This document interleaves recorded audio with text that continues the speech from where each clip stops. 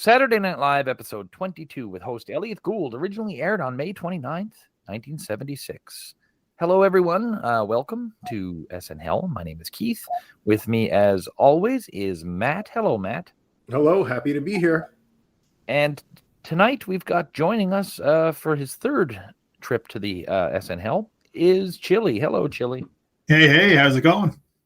Good. Now, I'm eager to hear how you like this one because you've had a couple of duds in your previous two visits. There was no great moments in history. There was no racist Indian accents.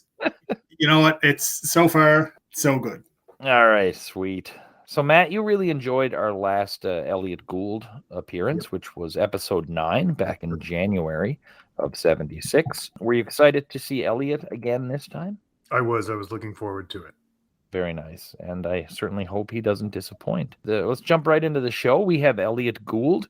We've also got Leon Redbone coming back, and Leon was with us on the Jill Clayburgh episode. We've also got Harlan Collins and Joyce Everson. So we'll see them a little bit later. So just a little bio here. We have Elliot Gould. He's back. As I said, he last appeared in January 76. Since then, he's worked on 2 films. One of them called I Will for Now with Diane Keaton, and another one called Harry and Walter Go to New York. That's also with Diane Keaton, but also Michael Caine and James Caan, and that one was due to be released in June. Not only have I not seen them, I've never heard of either, which is kind of strange. You'd think an Elliot Gould, Diane Keaton, James Caan, Michael Caine deal would be something that would have come up in a conversation at some point.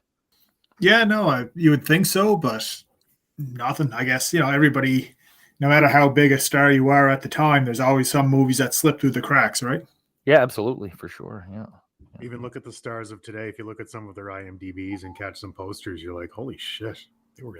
What is this? Yeah, it's like, Matt Damon's one of the biggest stars in the world and has been for 20 years now. And there's some movies that just seem to come and go. It's like, oh yeah, that's right. I guess, he was in that and you just kind of forget about it. Mm-hmm. Just a little show note about this one. It means absolutely nothing to me, but I know a lot of folks my age will possibly perk up at this one. This show was actually aired the same week that the movie Dazed and Confused is set. So that could, in theory, like during that movie, this episode would have been on, is what you're saying? Yes, exactly. Yeah. Cool. Yeah. You know what I hear the kids loved back then? A lot of musical numbers. That's true. It was one of them ones that was a better soundtrack than a movie. Like Singles. Do you remember Singles? Oh yeah, that one was right up my alley for that time. Tremendous soundtrack. If you look at the soundtrack for Dazed and Confused, and then you listen to, as much as I enjoy Leon Redbone, you listen to the 2 musical acts they have in this. It'd be quite different if they had, Leon Redbone in the middle of the Dazed and Confused soundtrack. Like, this isn't all the kids were listening to back in 1975. And I mean, that's why I like the shit on the music this season. It's not cool. It's interesting. We still have a couple episodes left to go, but I mean, I don't know how you're going to jive with what's left, Matt. I don't know what's coming up. I don't like to look before we're going in, but I'm not optimistic. I need to get out of this particular level of SNL. You have to get when the sketches get shitty and the music gets good. I almost wonder how much of it is a New York thing in terms of Dazed and Confused. I think a lot of the things we go back and watch now that are based in that retro time frame, it's more based in middle America, where it's probably more of a, kids were rebelling in a different way by listening to Alice Cooper and stuff compared to listening to Leon Redbone, or, not that people listen to that to rebel, but you know what I mean? Like, as far as the artsiness compared to the rebelliousness of what we're used to looking back on from that time frame. Yeah, but sure. Yeah, no, it's night and day. So, Matt, you might be happier if this was like live from Duluth. It's Saturday night. Yeah, chances are. And I mean, I also have to temper my expectations, curb my enthusiasm, if you will. That sometimes I expect too much out of a corporate show. It's on NBC. They had President Ford on, for goodness sake. Like, we're not. Malcolm McLaren is not going to start managing. Let's get real. And just a bit more as we're talking about the music, just something I'd sort of confirmed over the last week. Howard Shore, the musical director of the band, had a lot of sway on who got booked. And Howard's obviously a jazz lover. You can kind of see his influence there as well. Sure, I get that. And, part of the, the whole tug of war between being a cool, edgy show and corporate synergy, it's kind of the fun, there would be no debate without it. I guess it's part of the battle. So let's get to the show. So Chevy Chase comes out in a trench coat, and there's some wax dummies on the stage, including Joan of Arc, Lorraine Newman, Louis XVI, and Marie Antoinette. It's Neil Levy and Jane Curtin, and who I think might be Mae West, and that's Gilda Radner. So Chevy gets awkwardly close to Joan. He flashes Louis and Marie, and then he tries to nuzzle in with West, but West slaps him. He slaps her back. She slaps him again, knocks him off the stage, and it's live from New York. This was, for me, it was a fresh take on the beginning. If it's going to be Chevy doing something, at least this one was kind of a character bit instead of just Chevy coming out as himself. It was a nice change for me. Didn't love it, but certainly liked it. The fact that he was what little detail ruined the whole thing for me. So he was just really obviously wearing jeans, so he's not exposing anybody. Like, put a pair of shorts on, wear boxers. I couldn't stop looking at the denim sticking out from the bottom of the trench coat, and it just killed it for me. You can still expose yourself while wearing jeans, but I think it was, I don't know, I agree 100%, Keith. It was nice to see something different. The 2 episodes I saw with you guys that I reviewed on, it was very similar. Chevy doesn't want to do it. And I'm glad to see it wasn't just that same trend continuing on. Was it funny? Not particularly, but it was something different and a new take on it. So I'll give it a thumbs up. So we go to the monologue. It's Elliot Gould. He came out before sort of looking homeless, giant mustache, smoking a cigarette. This time he's cleaned up a little bit, no more mustache, and he's eating a banana that he gives to an audience member. And he's wearing a T-shirt that says EG's Army. So he looks less homeless and more like a gym teacher trying to look cool while chaperoning a dance. He then sings Anything Goes, does a nice little tap dance sort of thing. All I could think of watching this was, what a cool dude. I think this generation, myself included, just doesn't understand how cool of a guy Elliot Gould was at the time. I thought this was great. I really enjoyed this. Quick, to the point, and a bit of a tie back to the original monologue he did in episode 9. Yeah, I wasn't really sure what to make of this. I do agree. It was something where you can kind of tell, like, when he first walked out, I think his look was so almost like the years have kind of ruined it. Because nowadays, if I saw somebody walking down the street dressed like that, I'd be like, oh, look at this pretentious prick. But knowing back that, this is 40 some years ago now, you do kind of get the impression, like, when he was doing it, it was cool. He was confident, unlike some of the other past hosts who opened with a musical bit. This one actually felt like it served a purpose. I wouldn't give it the best thing I've ever seen, but I enjoyed it. I didn't like it. There is too much music this episode. And this is the start of an alarming trend. This is a bad omen for me. I don't like this vibe. I don't like musical monologues. That's more of a personal taste thing. There's nothing wrong with it. He has a nice, smooth voice. I could see Paul Schaefer as soon as he walked out. I knew it was coming. I steeled myself against it, and it was fine. The ditties don't do anything for me. Like, how much of this do you think boils down to being the first season of SNL, that these guests may have come on and said, hey, people, someone like an Elliot Gould, like, people know me as an actor. They don't know I can sing. I want to sing in my monologue. Is that something? Because, like, you don't see a whole lot of that these days. Not that I watch a ton of current SNL, but I wonder how much of it is the fact that they're just trying to show this is something else they can do, not just for the audience, but maybe for other people who are, going to cast them or something like that. Because it seems to happen a lot in this first season, where it opens with a monologue and people you don't necessarily know as singers start singing. Every episode I've seen so far, that's happened. Well, so much of today, too, the actors can't sing and dance. I mean, that's just, they can barely act. You had to have extra talents in days gone by. There's probably an element of that, but absolutely, I think a lot of them show up and say, I want to do something completely different from what I'm known for. And if they can carry a tune in a bucket at all, they give them that opportunity, which I think is cool. It doesn't always work, obviously, but this one I liked. I also had this twisted, funny version of, like, Elliot Gould standing in a 70s mall kiosk waiting for that shirt to be finished getting ironed on. I was going to say a more recent version of this I could think of is, my recent goes back to, I think it was like 2001 or something, but the first episode where The Rock hosted, Yeah. They had a bit where he started singing Elvis songs, and I remember like whatever consisted of the internet at the time going kind of crazy, like, oh, this guy can actually kind of like sing, and he actually is. So I think that was an example where it worked out for the person doing it. I don't know if it necessarily worked out for everyone who tries it, but I mean, you know what? If it's a chance to showcase your skills to a different audience, why not go for it, right? Absolutely. Yeah. So before we go in, any mention of Elliot Gould's wedding to Gilda Radner in episode 9? Not mentioned at all tonight. They were married at the end of the episode, so I guess that's been dropped.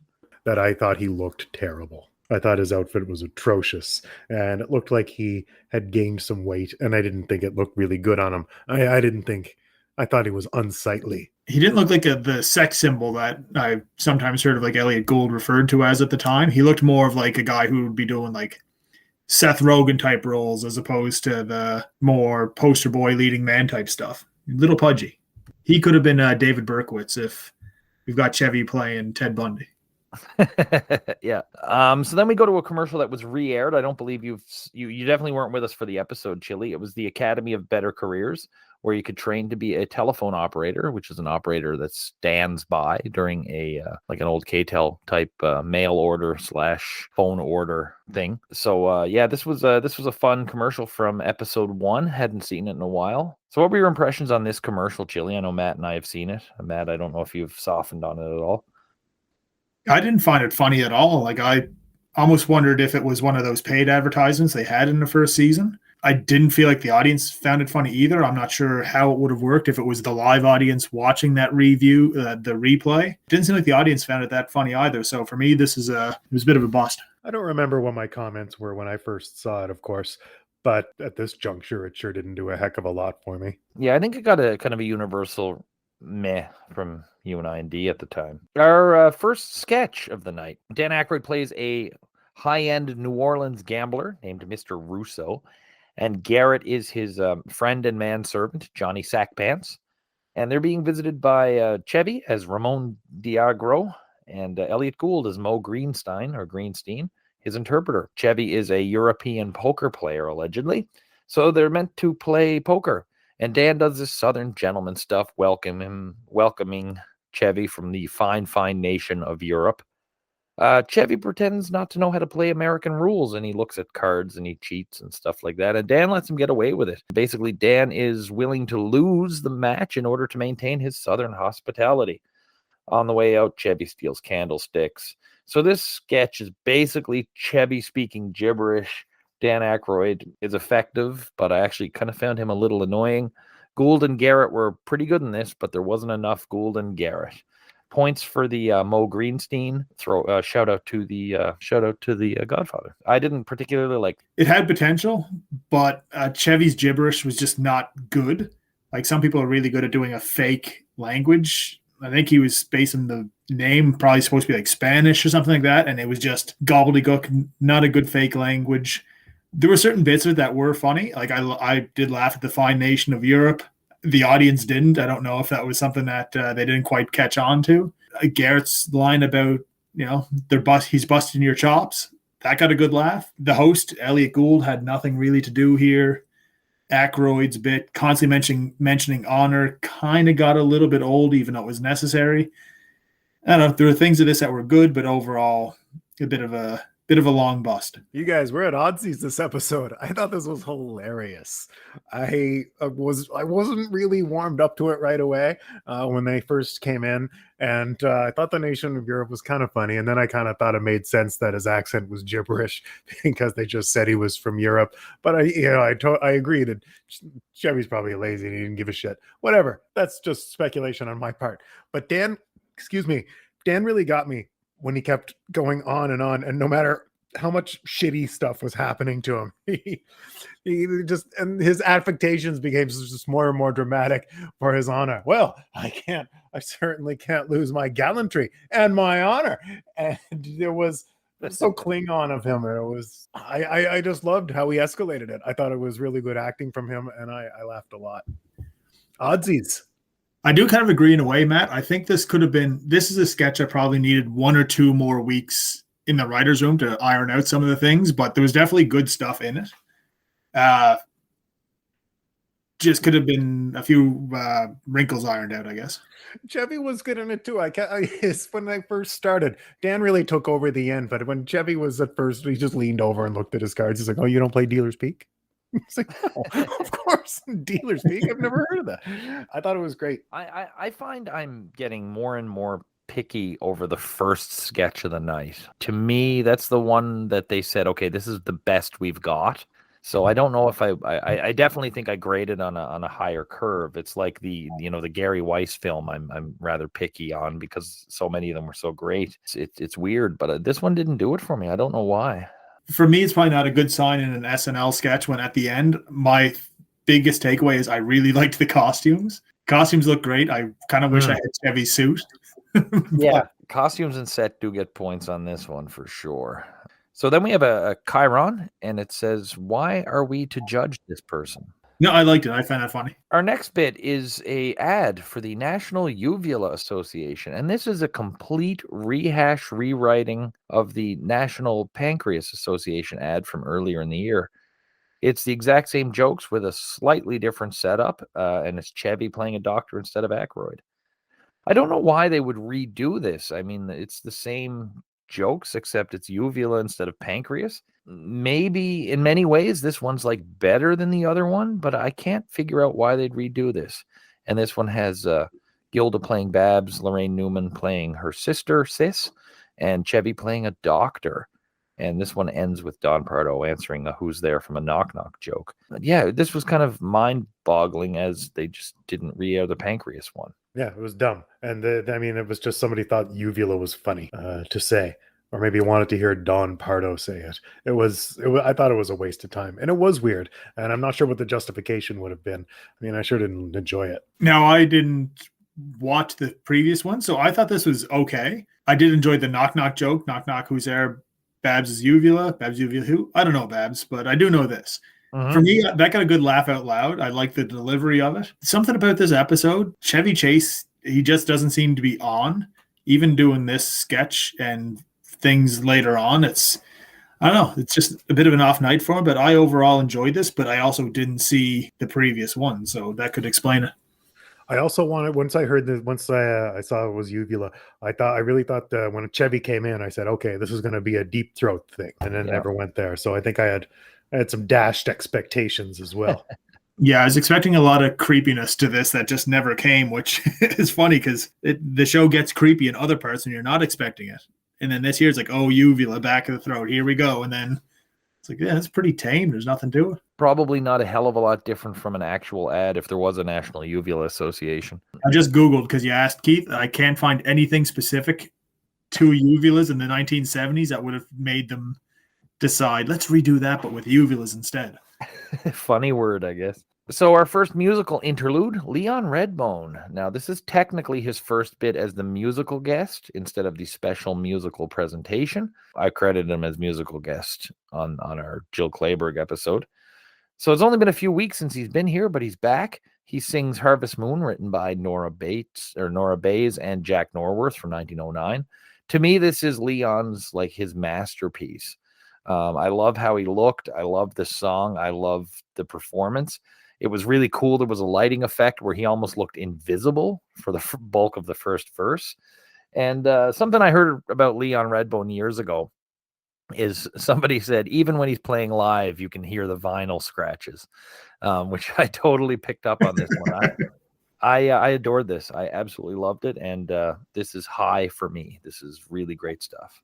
It's a song I grew up on, listening to a lot. Not necessarily his version either. It's almost more the Laurel and Hardy joke from way back in the day. But I even say, like, even for this, I listened to Leon Redbone for the last several weeks after the last episode I did that he was on. And even if you can't sit down and listen to it, or if you don't like his voice, I find it'd be hard not to be impressed by the sound that comes out of him. Like, even for me, like, knowing how he sounds, once he started singing, I was like, shit, he actually has like a powerful voice too. It's not just mumbling, which is what you would expect. So yeah, no, for me, this is I like this a lot. It's very unique, very fun very good. I also think it was quite unique, and I think that while it may not be necessarily my cup of tea musically, it was certainly a fantastic presentation, great voice, loved listening to it, loved the performance. It's not something I'm not going to listen to it a lot going forward. That's fine. You don't have to listen to everything going forward just because you saw it on the show. But did you enjoy the performance? Yes.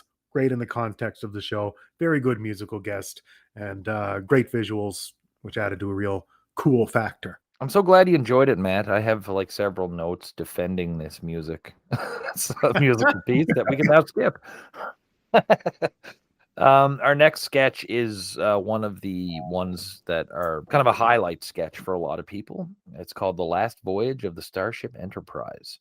And this was written by Michael O'Donoghue. And it features Chevy as Spock, Belushi as Kirk. Uhura and Sulu are played by production members. Uhura is Doris Powell, producer. And Sulu is Akira Yoshimura. I think they called him Leo. He was a set designer. Probably designed or built that set, actually. We have Aykroyd in dual roles as Scotty's voice and McCoy. So the Starship Enterprise, it's set up like a regular episode of Star Trek, and they're being followed by a 1976 Chev Impala owned by NBC. And there's some jokes about cookies, which I had to look up. And I guess Nabisco was originally also called NBC. So Gould and Morris enter as Herb Goodman and a technician named Curtis, and they're there to cancel Star Trek. I'm not going to say too much else about the plot of this one. This was a really nice blend of comedians playing actors in a set. This is what I thought was kind of meta done well in a way. I thought this was great stuff with the cameras. A lot of work went into production. And one thing, this is like an early parody of Star Trek, which the vibe I get is that this sketch kind of set the tone for Star Trek parodies. There's, I don't remember which one, but one of the people that do Shatner said they started doing Shatner initially imitating Belushi's Shatner and then took it from there. Yeah, a lot of the first Star Trek jokes were pointed out here. I wouldn't put this in the upper echelon of sketches, but my God, it was memorable and it sure was a lot of fun. Matt, you're a big Star Trek fan. Big Star Trek fan, and thought it was really cool to see this. I'd never seen it because this is, of course, before Star Trek the Motion Picture. So Star Trek in 1976, still very much just a thing of syndication and cult status. I believe the cartoon has come along by now, but I'd have to double check my date. That might be next year. I thought everybody was really good. Chevy Chase was awesome as Spock. He did a great Spock voice. Belushi, fantastic as Captain Kirk. Appreciated the culturally appropriate Uhura and Sulu. Dan Aykroyd, very good Scotty on the intercom. What a terrible McCoy, though. The first time I've ever seen Dan Aykroyd not pull something like this off. A really bad McCoy. But otherwise, I thought the whole thing was funny. I thought Elliot Gould was funny in the whole breakdown when they came in and take down the show. Did it go on too long? Yeah, probably. But being a big Star Trek guy, I guess I cared less. Thought it was great. Loved it. I always find it very hard to gauge the popularity of the original Star Trek, because when I first started watching this, I kind of thought, like, wasn't the show canceled 9 years before this parody even went on? And then you start learning about, picked up in the syndication and the cult status. So I think knowing this, like you said, Keith, is probably one of the earlier Star Trek parodies. I definitely give it a lot more of a pass. Like, Chevy was great as Spock. I'm not the biggest Belushi fan, but at first I kind of thought, it's not a great Shatner, but it might also be one of the earlier Shatner parodies. And it was a lot more grounded than you would expect than what you see nowadays, where anyone who does Shatner is so over the top with it. He was probably more of an actual parody of 1960-something William Shatner compared to nowadays we get everybody doing the 1980s, like when Shatner became a parody of himself, you kind of parody that. Same thing, I'm very happy to see Sulu and Uhura were actually played by people who should be playing Sulu and Uhura. Yeah, just a little note for what you said there for the guy who played Sulu. He actually still works for SNL to this day, apparently. Yeah, he's made recent appearances. Yeah. Still so there. Yeah, no, I think this is a pretty cool sketch. Speaking to the diversity side of things too, it is kind of strange that after a sketch like this, where they bring in two people who are essentially set designers, it took them 5 years to actually hire an African-American woman to work on the show, and it was 15 before they had somebody who lasted more than one season, and it was 45 years before they hired an Asian person to be a cast member on the show. So looking back in the first season, it must have crossed their mind at some point, like, maybe we should have a bit more diversity on the show, and it just almost surprising how long it took, but that's not to bring down the quality of the sketch, which was very good.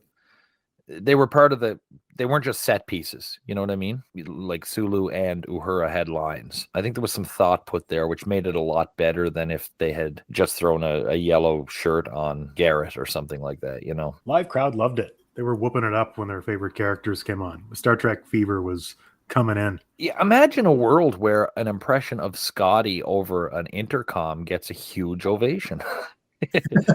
And they make reference to a margarine commercial for Captain Kirk that he's going to be doing. And I recommend checking that out. It's a William Shatner advertisement for Promise Margarine, and it's on YouTube. My God, it's weird. But yeah, no, big ups for me on this one. Yeah, Gilda comes out. She announces the Muppets are vacationing in England, to where they trace their ancestry to a felt factory. Funny, I don't particularly like the Muppets, but I don't mind Gilda talking about the Muppets. So, yeah, nice little interlude. It was the best Muppet sketch so far this season. Stay Because gone. it actually had a joke. I laughed at the Felt Factory thing. It's the first Muppet joke I laughed at all season. It's funny you say that, but if one of the Muppets had said that, I don't think it would have been funny. Yeah, it's almost like they drag down the show when they're on it. So we're now over to Weekend Update. So Chevy is on the phone and he says everybody makes noises. So what if you happen to laugh? And then he says, I'm Chevy Chase and so are you. Just a few high points for me on this one. Fidel Castro has announced that Cuba is pulling out of Angola. A frustrated Angola cannot be reached for comment. He's got a big laugh. Got one from me. Rosalind and Jimmy Carter had their faces epoxied together. And then we get a breast, a naked boob on television in 1976. Chevy is just not quick enough to cover it. And the boob belongs to a lady named Elizabeth Ray, who was hired by government official Wayne Hayes, despite having no credentials. She couldn't type or answer phones. That was a huge sex scandal at the time. And it all came to light when Ms. Ray got pissed off that Mr. Hayes was marrying another secretary. She was fine with the marriage, but she was pissed that she didn't get invited to the wedding. And yes, that breast went out on the live feed, was cut out of syndication and reruns, and even the West Coast feed, I believe. But it's been restored nowadays. So there's so much cheating at West Point that they're going to change the rules. Bobby Orr, they show the famous clip of Boston Bruins Bobby Orr jumping in the air after he scored the goal. This is quitting hockey to become a diver. And a Klansman is introduced as Spiro Agnew. How was the first part of Update for you, gents? I thought this was one of the best updates in a while. Not just because of the boob either. Yeah, it went pretty well for me. This is above average. You know, I've been pretty hard on Weekend Update lately. The first block here, it moved at a good pace. I didn't love all the jokes, but I never love all the jokes. But yeah, I certainly had nothing to complain about. That was pretty good. I found it wasn't as topical as some of the Weekend Updates I've checked in on, which made it a bit easier. I did find it weird, though, because when they showed the picture of Bobby Orr, I thought, oh, that must have been when the picture was taken that week. But that Bobby Orr photo was taken after I looked it up in like 1970. So it does seem like a very odd reference to just throw in there. But otherwise, you know, nothing to write home about, but overall, pretty good. All right, so then we go to a commercial. It's for the Vibromatic, and it features Dan as his K-Tel style pitchman. And the Vibromatic is a something that can be used as a KitchenAid and a personal massager.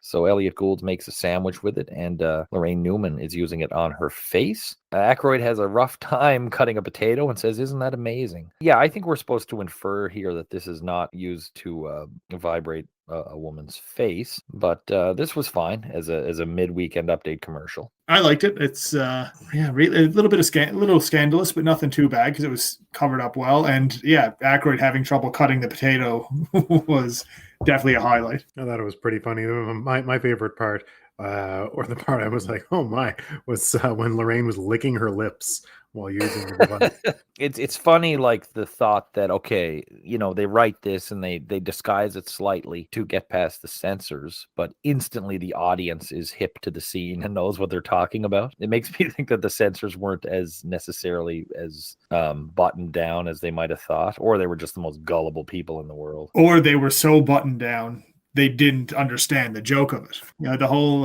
implication that, this is clearly meant to be a vibrator was so poorly hidden that it's shocking that it got through the way it did. Yeah, I wonder if this is one they might not even be able to get. They might have to fight to get on the air this day and age. I just picture the censors back then being so stuffy from, the Hays Code or something like that. They maybe didn't have a single clue what this was referring to. They just thought, oh, that's funny. You can use it to cut vegetables too. Recognizing what Lorraine was putting down. I think the big difference nowadays, and I don't want to get into this too much, but in the olden days, censorship came from the right side of the spectrum politically.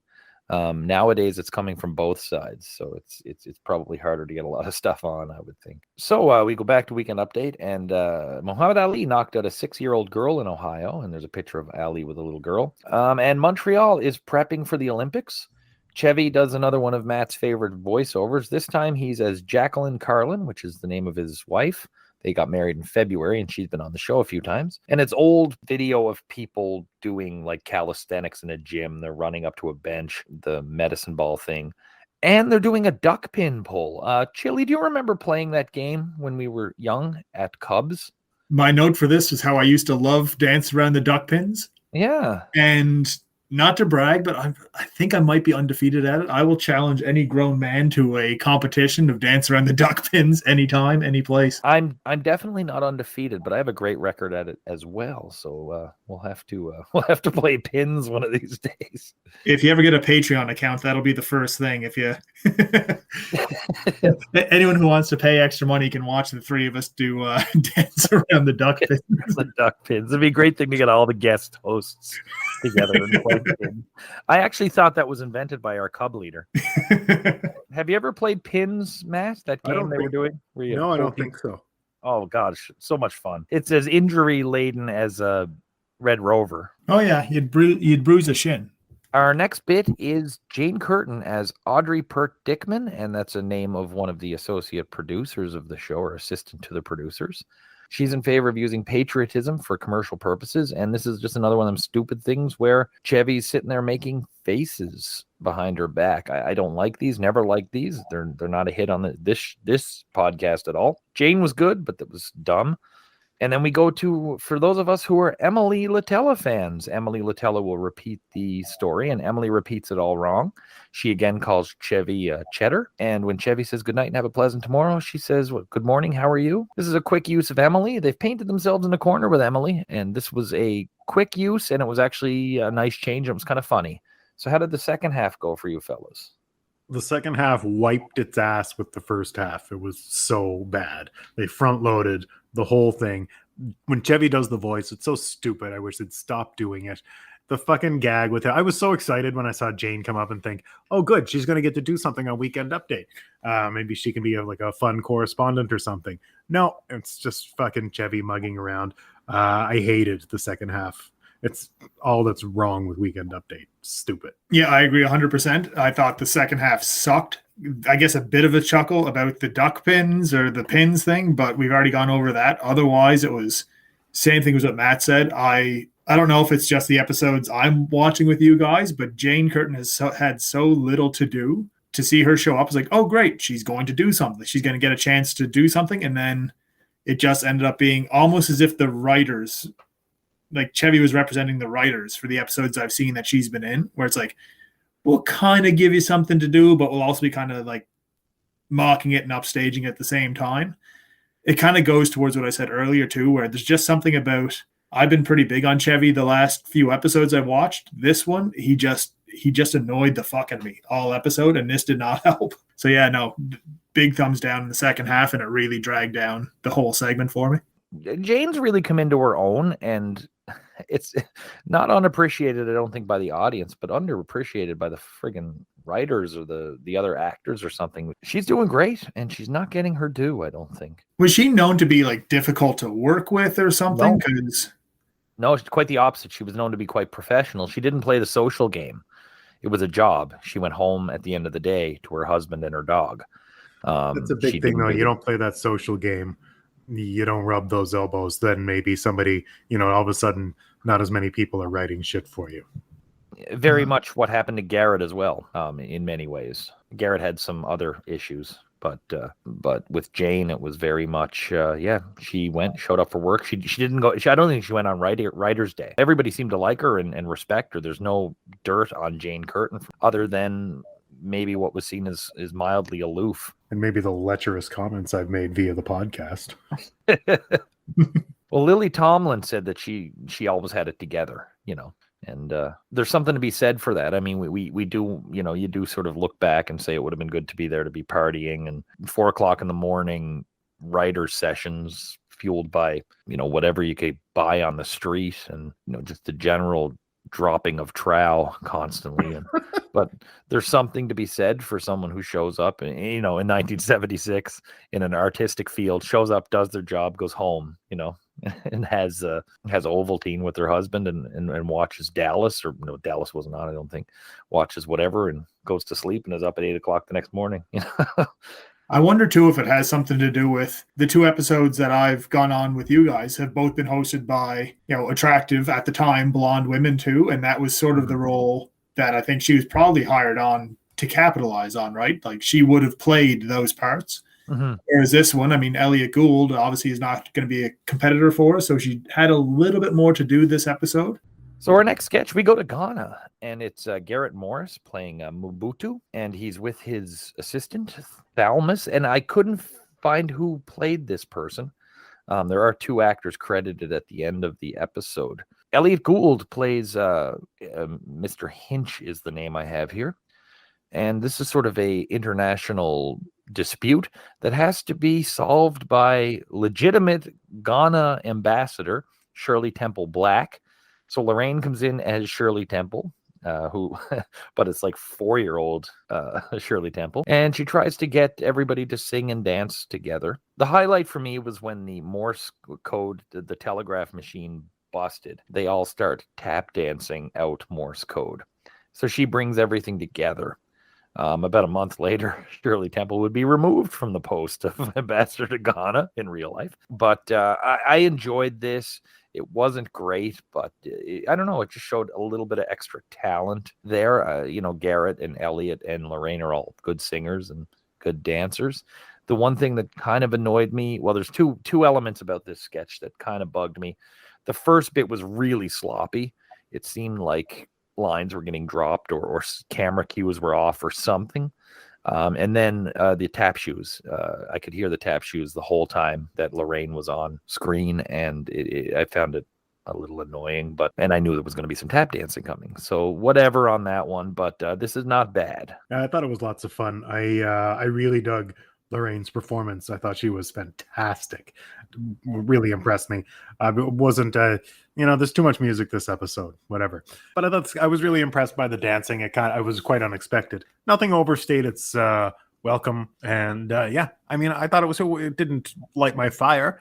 I was into it. Yeah, I really enjoyed this one. I was nervous at the very beginning because the episodes I've watched so far have all had some fairly questionable accents done by white performers. I had my head down when they first started this one. I started hearing the accents. I was like, oh, fuck, who's this going to... I looked up, I was like, okay, good. It's, the people who are doing the accents are the people who should be, doing the accents, playing those roles. Once the whole thing with Shirley Temple came on, it was an easy joke, but Lorraine was so likable in it. I enjoyed this a lot. I thought that she was fantastic. The dancing at the end was a lot of fun. Overall, I found this as a good sketch. It had a beginning, a middle, a nice little surprising musical dance bit towards the end, and it ended. So yeah, this is a big plus for me. I liked it. And we have a Chiron to someone who has won runner-up at a Don Pardo lookalike contest. And this guy kind of looks like a slightly red-haired Gene Shalit. This one actually got a rare Chiron laugh from me. We then go to Gary Weiss film, and it's introduced by Elliot Gould. And we go to Uncle Charlie Lowe's school. It's a school in New York that taught kids how to dance, sing, and helps with their diction. Uncle Charlie is this 87-year-old man sitting there teaching young children how to sing Al Jolson, Eddie Cantor songs. He has one girl doing a Carmen Miranda impression. And then at the end, Elliot Gould shows up. And Elliot Gould was a former student of Charlie Lowe's. He showed up. Elliot Gould started studying with Mr. Lowe when he was 9. 1976. seeing children do impressions of people who had been out of the limelight for 50 years. I loved this. This was hilarious. Just this old dude sitting in a chair getting 5-year-olds to sing like Al Jolson. I was in stitches this whole time. I really like this movie, and I have a feeling I'm going to be the only one. Well, I have to say you are not the only one. I actually found this quite funny too. A lot of very famous people went through there, including Elliot Gould. It wasn't my favorite of his movies by any means. I thought it was cute. I think I maybe didn't like it as much because it was just, I don't know. I like when something about him looking at the seedier side of the city is kind of what I look forward to with his movies. I shouldn't even say the seedier side, just a different side. Anyway, this wasn't the environment where I think his particular work shines the most. It was funny. I would also enjoy it in some sort of modern revamping of little children doing songs from Christopher Cross or somebody that didn't know. I don't know. Christopher Cross is a bad example. Maybe Andy Gibb. But I digress. So the three of us are fathers. We all have children. I just imagine, like, one of my daughters saying, I want to take singing lessons, and showing up to learn Frozen. She shows up and the instructor has her singing the Moody Blues and doing, Saturday Night Fever dancing, I wonder though, because back, when we were kids taking theater lessons and all that, like we were getting old ragtimey shit too. So I wonder if it's just that's the best generation for kids to learn how to do theatrical performance, because you're not going to have them in there doing Hair or anything too controversial from the 70s or 80s. Even what's safer for your kid to do, like Jesus Christ Superstar or Yankee Doodle Dandy? I don't know. The vibe I got was, at no point do you, I'm sure this man was a great teacher, but at no point do you see him teaching. It's just he sits there and he points at a kid and goes, all right, you give me some Eddie Cantor, and I want some Glenn Miller from you, and how about some REO Speedwagon, kid? I thoroughly enjoyed this. Probably not the intent that they had, but this was a kick. This was hilarious to me. It really was funny.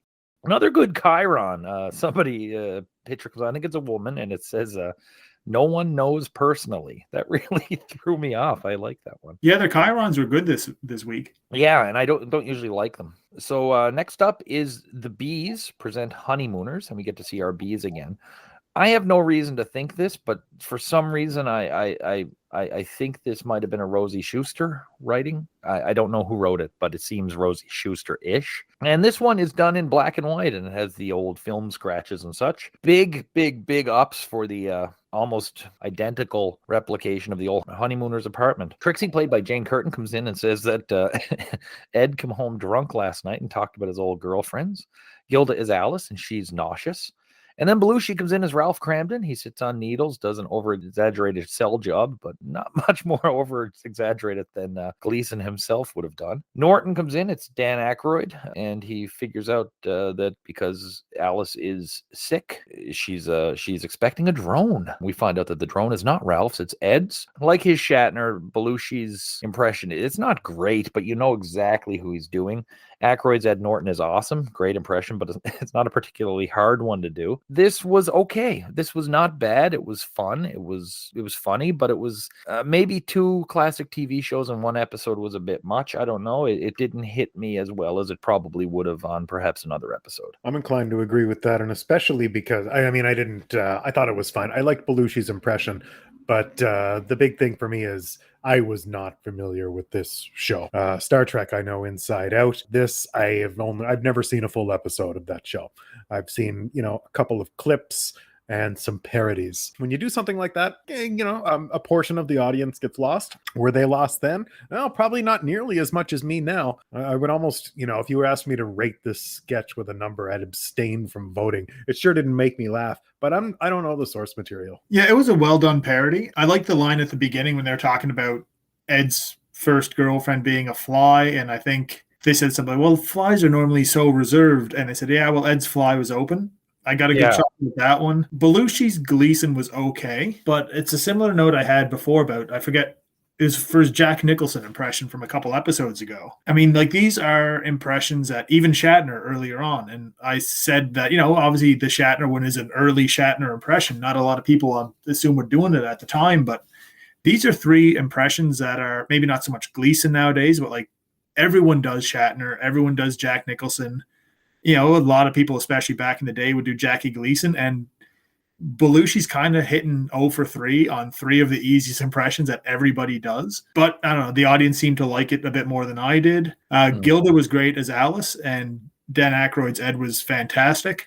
I think the big problem I have with this, which I noticed with a lot of these sketches, is there was no real ending to it. It's like, well, it's not yours, it's Ed's. And then that was the end of it. Mm-hmm. The production design was really good. It did look like the Honeymooners. I liked the black and white touch to it, so there was a lot to like about it, but it was shy on jokes. So yeah, we go now to Leon Redbone again, and he's again joined by Jonathan Dorn on tuba, and he sings the Irving Berlin song, Without My Walking Stick. This was super high energy for Leon. This is kind of like, this is as animated as it gets. I enjoyed this. I wish they'd reversed the orders of the songs. I like when they have the peppy song first and the low-key song second, but I guess popularity dictates perhaps the other one went first. I guess I don't have anything to add. I still enjoyed this performance. I might have enjoyed it a little bit more than the last one, not being familiar with either song originally, but I think I just like the quicker tempo, but still good, and I appreciate that he changed his clothes. Yeah, quicker tempo to it. Like, this is like Leon Redbone's Sandstorm, or like, you know, this is his fastest he can possibly go, I believe, but I enjoyed it. It was a nice little change to it. It still had like very much A&W Bear themes to it, but that's just the way he sounds. Overall, I was thinking about this earlier, actually, as we were discussing him before. It's the presentation they do for him is much more enjoyable for me than what they do for, you know, some of the other bands that, like, I think it was Phoebe Snow who was on before, and even like Horton Collins who's coming up, where they're just standing there performing. Like, I like the fact he's sitting there. It's dark. He's got the very unique look. It's a very good presentation where even if you don't like his music, it is something where you'd, at least if you're walking by a TV and it's on, you'd be like, what's this? So yeah, no, another great one. I liked it a lot. So then we have, it's the third or fourth time we're seeing this commercial, Matt.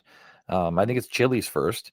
It's Mid-American Van Lines, and it moves people instead of furniture. I've never been a fan of this one. You've liked it more each time we've seen it. And Chili, this is your first time. So what are we thinking about Mid-American Van Lines?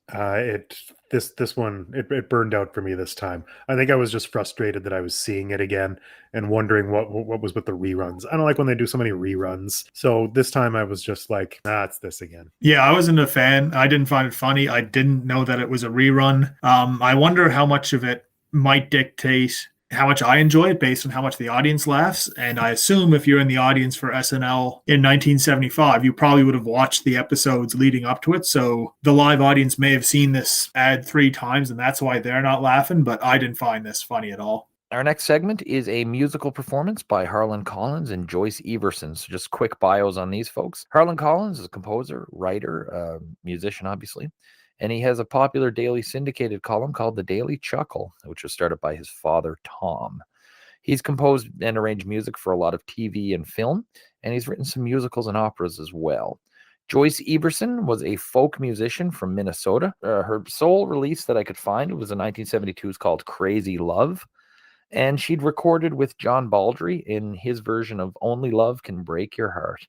Now, at this point in time, they were a couple, and they had some social connection to Chevy Chase. And according to Everson, he set them up with this appearance. Yeah, so they sing, I think it's called That's the Way It Goes. The song was okay. She had a very nice voice. I didn't get big star vibes from these guys. Maybe that's retrospect, knowing that they weren't big stars. But yeah, no, this was like a nice little tune, but there was nothing that said to me, these guys have to be on Saturday Night Live. It's like when your mom says, we have the Carpenters at home. There doesn't need to be another musical guest this episode.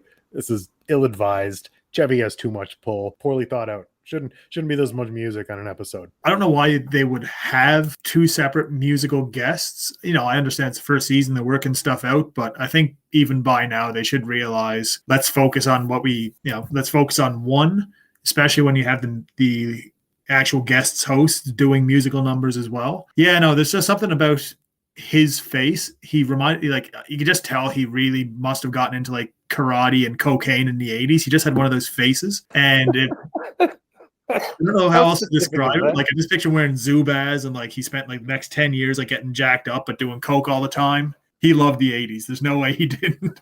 I mean, he may have. I think you're way off. Well, yeah.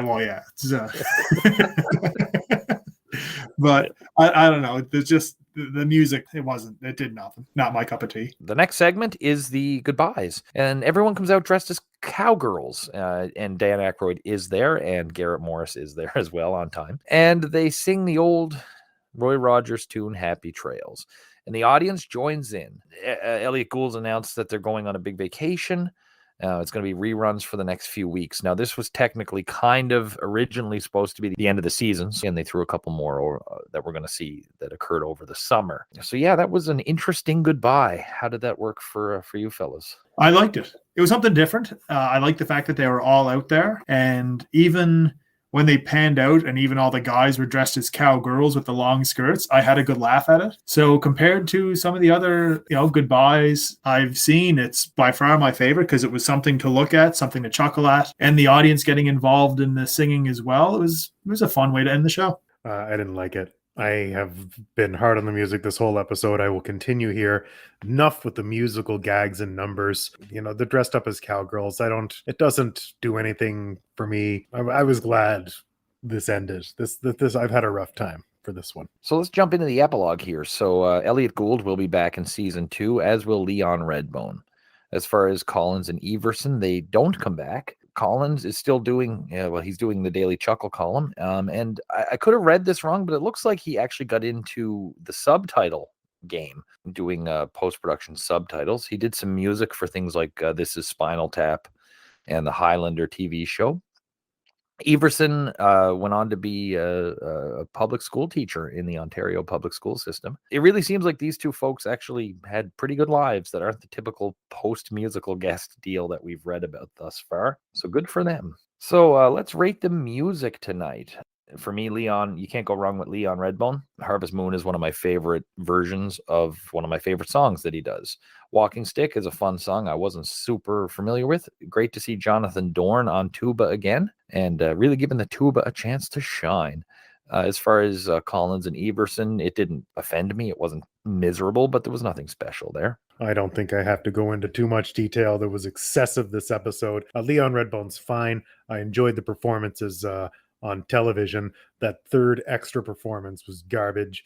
I hated the monologue.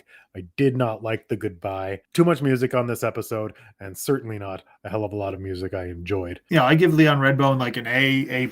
I enjoyed it a lot, like his 2 bits. I do agree with Matt, like they did rely too much on music in this episode. As far as the other musical guests, I mean, I'm glad they're living good lives. Like, I guess it's probably the nicest thing I can say, because they're just put in a bad spot. I don't know why they would book, even if you are going to book another musical guest, why would you book someone and then put them on literally 2 minutes after your main guest, your main musical guest? It makes no sense. But it was, Leon Redbone brought it all up.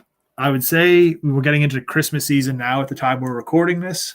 He does have a very nice version of Baby It's Cold Outside with Zooey Deschanel. I would recommend adding to your list if that's a song that you're still happy listening to. That's from Elf, isn't it? I assume it's got to be, because that's what they're both in it, but I don't think it's in the actual movie itself. So let's rate Elliot Gould. For me, he's still great. He gels here.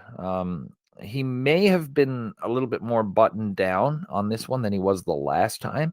Considering the sketches he appeared in, it worked. I thought he was pretty good with what they gave him. He didn't have any spots to shine, I don't think. I mean, the poker sketch, he was sort of the straight man, I guess we'll say, between the other two. Yeah, he didn't do anything spectacular, but he also didn't stand out in a bad way either, which for the episodes I've watched for this show is pretty good. He's above water. Yeah, he milled it well. I didn't like this surprise as much as his first episode.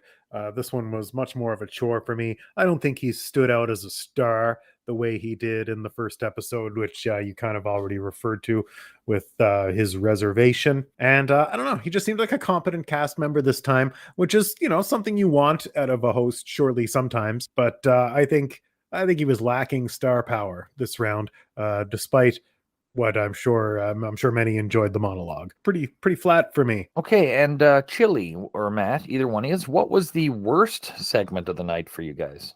For me, I was going to go with Mid-American van lines and the telephone operator bits, but at least they were short. And I mean, knowing that they're replays, there might be some, maybe there's a timing issue with one of the sketches they may have had to cut or something. So that's what they had to put them in for. I'm going to give the worst bit overall to Weekend Update, despite having a pretty decent start. And this is actually ignoring the Vibromatic ad in the middle, which I actually did find quite funny. The Chevy bit of Weekend Update, it was no real big jokes. Chevy came off more annoying than likable. I'd say definitely the worst part of what was overall a pretty stellar night. My least favorite moments of the show were musical, and by that I mean the Walmart Carpenters. But aside from that, my least favorite sketch of the night was the Honeymooners bit, and I'm willing to concede that just might be because I have a disconnect from that show anyway. But gosh, it was sure long. And, I get that it looked aesthetically like the show and there was great production design involved in it. But I sat through it because I had to. It makes sense, yeah. For me, it was there was a lot of good stuff on this. This was actually hard for me. There was too much music and a lot of re-airings. But what I went with on this was the National Uvual Association. I just don't understand why that was changed. It took too much from another sketch and presented it as a new sketch, and I really don't like that. The other thing I was considering was the poker game, which really fell flat with me. But I went with the Uvual a bit. I just don't like that rehash. So what was the best part, gentlemen? Star Trek. Loved Star Trek. Thought the impressions were great, except for McCoy. Loved the crowd whooping it up. It was giving me Star Trek fever all these years later. I'll give the best segment to the Muppets for not being there. But then I guess second place in the real option would be, I like the Shirley Temple sketch, is what I'm giving it to the number one. Like I said, started off Make Me Nervous, but Lorraine was great. I was glad to see Garrett playing something other than a butler or a sidekick. I'm not sure if Warlord's that much of a step up, but, he got to show a bit more skills. The dancing was fun at the end. Yeah, that's, for me, it was an overall one of my favorite sketches I've watched this season. Yeah, I went with Star Trek as well. I just think it's far too iconic. It really woke the audience up. The impressions were great. McCoy was a little dodgy. Set was awesome. Costumes. I was just really happy with that sketch, top to bottom. Star of the night, Chili. I'm giving Star of the night with actually legit very serious shout out to the actual set and production designers, but I would give overall the Star of the night to Lorraine Newman. Everything she did was very good. She was good in the Vibromatic ad. I really enjoyed her Shirley Temple. She was even good in the Uvual ad, and she was actually very pretty as Joan of Arc. Like growing up, even now, like it didn't really occur to me that Lorraine Newman's actually a very attractive woman too, so that is a nice plus. I think I don't like the 1970s hair, but overall, no, I'd give her Star of the Night. She's good in everything she did. With great distinction and honor, I would give Star of the Night to Dan Aykroyd. I thought he was very honorable in the gambling sketch. His Scotty was spot on, very honorable indeed. And of course, his pitchman is always a winner with me. So other than his dodgy McCoy, he went 3 for 3. I also went with Lorraine Newman. Everything Chili said is pretty much what I got here. She did great. Very good diversity. Definitely thought she was the best of the statues too. So overall, there was not really any duds tonight. A bit too much music. Ghana was a bit sloppy at the beginning. Update was okay. The Uvual business pissed me off. It's too much. Trek was great. Leon was awesome. Collins and Everson were neither terrible or great enough to change anything. Weiss film was a definite step up. No Muppets, about 3 seconds of Emily Lutella. Nothing really had me too much in stitches beyond the Gary Weiss film, but this was a really solid, good episode. I really kind of enjoyed this top to bottom. So I gave this one a 7.5 out of 10. I don't think I'm ever going to get close to anywhere near a 10 for these episodes. Just SNL is not yet what I think of SNL. There's still too many growing pains going on, but I'm going to give this a pretty solid, I'll give this one a 7 out of 10. There was no real stinkers, And there's some people did some really good work. The host was good. I enjoyed the Leon Redbone part of the musical. So nothing super stellar that stood out, but certainly no dud. So I'm starting to think you no longer hate me because I enjoyed this episode. And yeah, 7 out of 10. This episode was significantly more painful for me than it was for you, gentlemen. I didn't love the cold open. I thought the jeans were distracting. I thought the monologue was wretched. Too many reruns, way too much music. One of the musical guests being very bad. Weekend Update being sub-average at best. And a Honeymooners sketch that I don't connect with at all. That leaves me with some pretty slim pickings of the gambling sketch and the Shirley Temple bit, which I just thought was fun. It didn't knock me out or anything. And then I'm just kind of, and we had Star Trek, which I love, but I mean, how much can one sketch carry a show? Well, for me, it didn't carry it very far. I give this episode a 4.5 out of 10. So our average, that's me with a 7.5, Chili with a 7, Matt with a 4.5. We average out at 6.3. The Internet Movie Database is at 7.8, which again is at our 1.5 exchange rate, which is friggin' hilarious. So this episode was finished the second best of the year, just behind the Richard Pryor, as far as the IMDb fans are concerned. Considered the 62nd best of all time. And on their big list of the best episodes they have from Stacker, gave it the 32nd best episode of the time. So people really seem to be higher on this than even Chili and I are. That's very surprising, considering there was nothing iconic. I suppose the Star Trek maybe, but yeah, I'm surprised this one's held as high as it was. Yeah, those numbers are atrocious. Those are criminal. That's way too high for this episode. I mean, obviously, I just didn't enjoy it in general. Come on, there was like I think people. I have to assume that people chucking these ratings, maybe they know Star Trek was on this episode. I don't think anybody's watching this and being like, "Wow, that was the second best episode of the first season. That was in the top 50 episodes of all time." Who the fuck thinks that after watching this? Nobody. I think this is Star Trek vote manipulation. Probably so. And the notion and the knowledge that Elliot Gould is seen as a great host. There's 2 more episodes left of season 1, and then Matt and I are going to do a special season recap episode.